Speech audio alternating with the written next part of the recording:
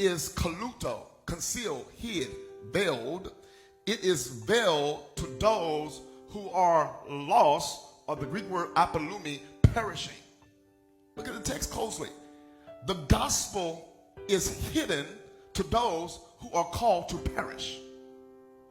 Selah that. Stop and think about that. In other words, Sister Desiree, when people have not been called by God's mercy, they are assigned to perish.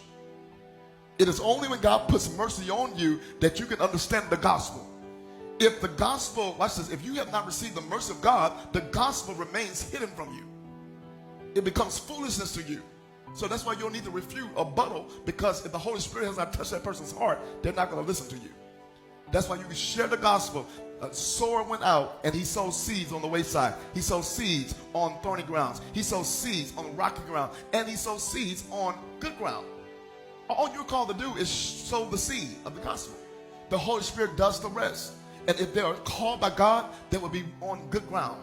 If they're not called by God, they either become religious, jump and shout for a little bit, but when the distractions of this world come, when the cares of this world come, when the deceitfulness of richness come, they will stray away. Which is a sign they have not been called by God, because true people who are called by God do not faint.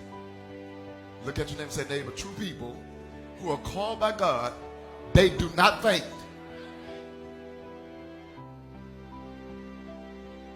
Paul said we are simply gospel tellers. Now check this out, GOD'S 𝗣𝗦𝗡𝗡𝗡. This word gospel comes from the word euangelion, from the root word euangelistes. Euangelistes was an evangelist. But what is an evangelist in ancient custom? Where did this word come from? The word eu or f. If you are modern Greek, it'd be evangelistes. They use the word eu, not like we use eulogy, but they put eu, the diphthong, as f. Evangelistes. Now watch this. A euangelistes was a person that went into a city and they started to declare to the city, here comes a new king. And they shout out loud from the bottom of their throat, from the bottom of their stomach, and they declared to the city, this is the king that have conquered this and that. He is this and that. They describe his titles. That's the first thing. The second thing, they share what this king has conquered. He conquered this city. He conquered this country. He conquered this particular state. And everybody was submitted to them. So that's the second thing that evangelists do. The third thing that the evangelists do to the city is, now you must submit to him or be under his penalty. That's what a euangelistes is. They enter the city, they share the title, they expose the name of their king.